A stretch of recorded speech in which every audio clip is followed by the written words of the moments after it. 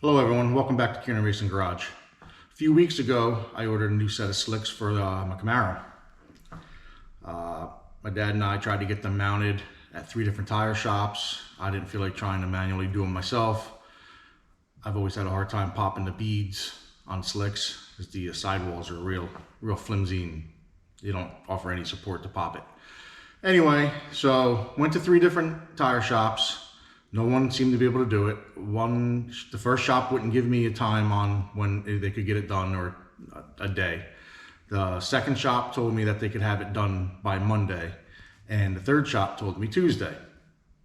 Didn't make any sense to me. I used to change tires back in high school. And it was basically free money. No matter what we were doing, we would always stop what we were doing, whatever job we were doing, do the tire. It would take 10 or 15 minutes and the customer was out the door and happy. I didn't want anything balanced, so it boggled my mind. So trying to brainstorm what I was gonna do, I was looking at buying a tire machine. They're awfully expensive, even the used ones, like most of them don't even work. So my dad said he's been watching YouTube and people are using the Harbor Freight manual tire machine, which I've always seen, but I didn't have a lot of faith in. So anyway, he talked me into doing it. I went and I bought it. I tried to use it the way it was, which was, yeah, it sucked. Honestly, it just really sucked. So a bunch of parts failed on it. I had to modify it just to break the bead. I'll take you guys over there and I'll show you what I'm talking about. All right, these are the parts that failed. I tried to break the bead. And the first thing that went on me was the hinged pipe that the bead breaker foot attaches to. It bent, pulled the hole out, and cracked. So the first thing I had to do was fix that. So I grabbed a piece of roll cage tubing, which is 1 5/8", 120 Weld. I took measurements from the original one to lay out the 3 holes so I could have some adjustment. Put that into play with this hunk of crap. Tried to break the bead, and as you can tell, right here, we had some bending, deflection, junkery happen. So I straightened it out and I tried to use it again. Then the foot bent. This foot right here is supposed to be vertical, and then it's supposed to come down and be on an angle, and it is completely straightened out and bent the wrong way now. Just junk. So I went and got some light angle and some plate steel and fabricated a new one. As soon as I did this, it popped the bead. So after I got done breaking the bead, I noticed this upright was kind of leaning back a little bit. Under further investigation, I figured out that this long C-channel that runs front to back actually bent. I could almost get my finger underneath that. So I had to unbolt it from the floor, take it to the bench, straighten it out. So right now I have a 3/8 plate, about 1 inch wide, running the whole length of that to stop that. This foot that the C-channel bolts to, this was also all raised up and bent. So I had to weld it all the way around. After I did that, I broke the next bead and I had no more bending. I had a little bit of deflection in the upright, but for the most part, it returned. So that's where we are right now. So that's the way I intended on using it, but then I'm in that deep, right? So why not try to improve it? And then I went down the rabbit hole of ordering a duck bill and trying to figure out how to build it myself rather than order one. I think Lucid wanted like $400 for theirs. So this is this is the stuff I used to do it. It was all scrap steel. I didn't pay any money for most of it. I paid $15 for the duck bill. I paid $24 for 2 shaft collars. $24 for 2 shaft collars, and I paid $12 for a cone so I could center the wheel up. This is what I used: 2x2 square tubing, 1¼ by 1¼ square tubing. This was for the bead breaker, 1 5/8, 120 Weld. I used a 2-inch plumbing pipe as the spacer, and to get the duckbill to telescope over there, I used a this was a 2-inch truck receiver.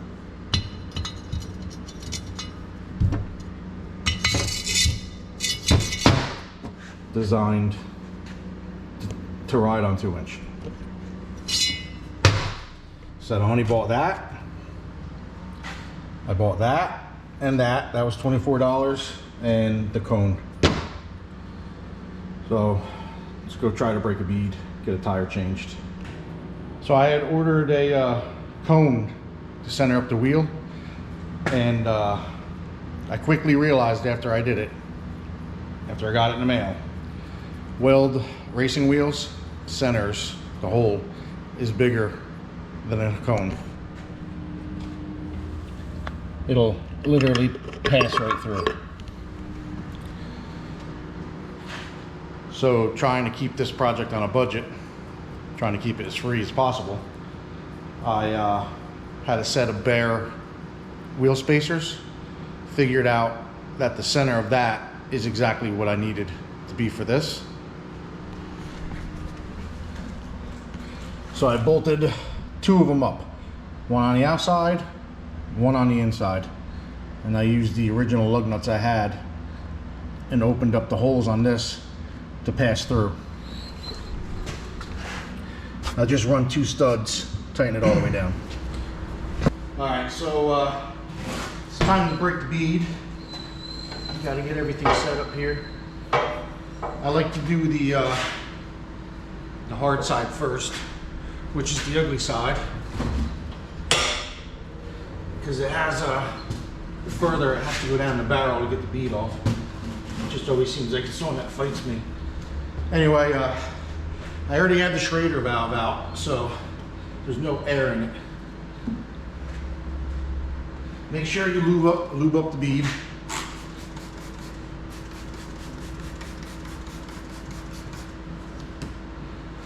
Before you start. All right, here we go. Sometimes it takes 2 bites to do this.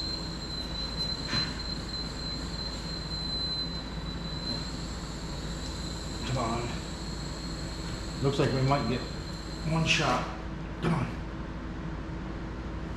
No, 2 bites.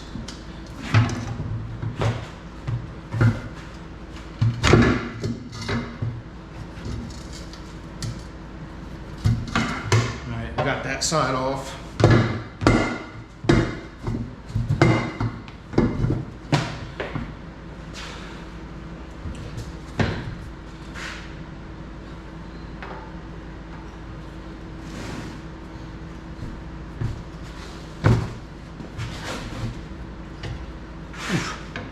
Watch the bar, quit hitching the head. Lube up the bead again. On the short side. Oh. That was too easy. Holy crap. I used a 1-inch bolt rather than the pin they gave you. I drilled a hole right there to stop the rotation. They give you a real cheesy pin.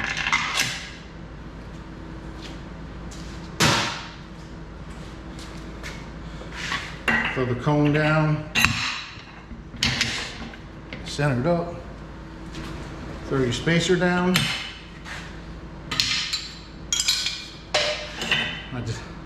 I made this so indexes, so it's all self-centering.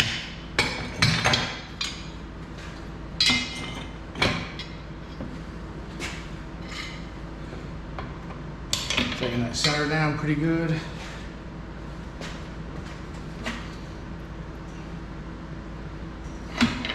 want you to note there's no bearings in this. It's just aluminum pressed into a steel pipe with some grease.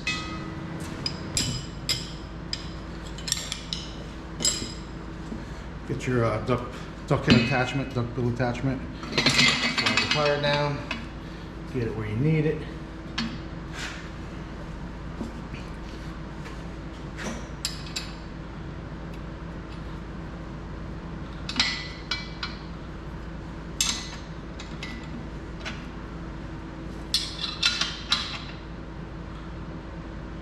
Get that tightened down good.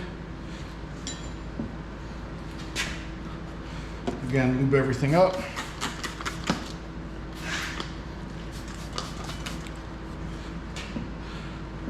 I don't know if you can see it, but this piece right here is designed to pop the bead up and over so you don't mar up your rims. I pop it up like that and I lock it underneath my shaft collar.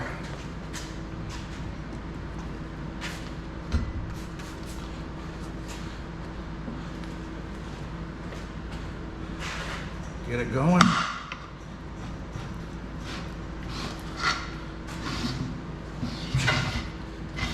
One bead is done. It's the same deal on the inner bead. Just pull it up right on that duck head. Again, I lock it down underneath the collar. Lube it up. It's just Palmolive soap and water in a Windex bottle.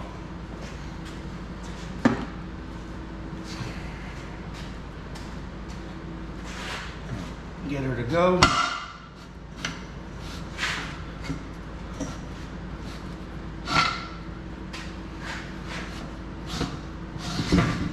And the tire is off.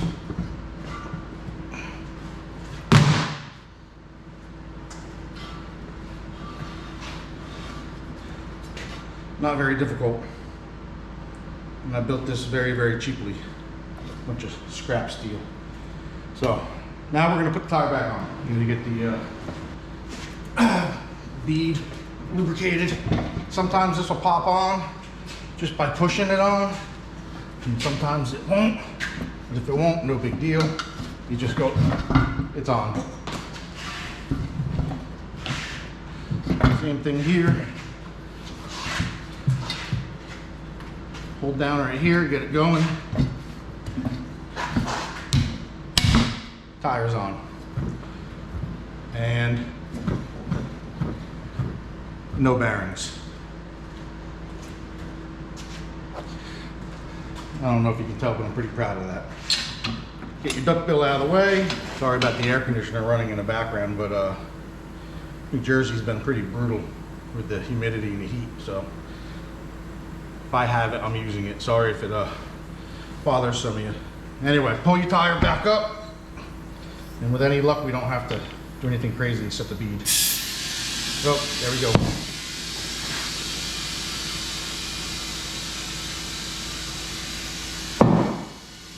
That's the bead popping on.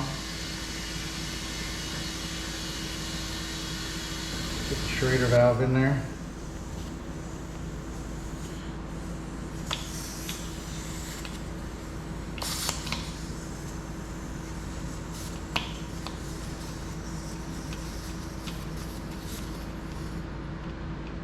Alright, that's all good. Pull your anti-spin bolt out. Unlock it.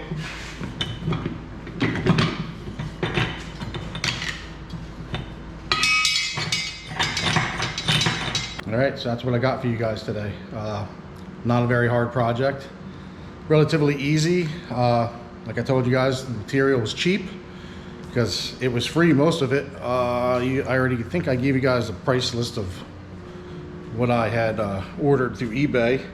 But I mean, all in, I'm $121 in. That's also including the price of the machine. So I bet you it took me an hour and a half, 2 hours to actually beef that machine up the way I needed to be beefed up. But with that being said, I hope this content helps somebody out there. You know, try to subscribe. Maybe I can help you in the future. If you want to comment on critiquing me or telling me something I should have done or shouldn't have done, you know, I'm open to suggestions. I try to comment back to everything, every comment I get. So please comment, like, and subscribe. Get out there in the shop, finish up your projects, push yourself. You never know what you can do until you try, right? All right, talk to you guys later. See ya.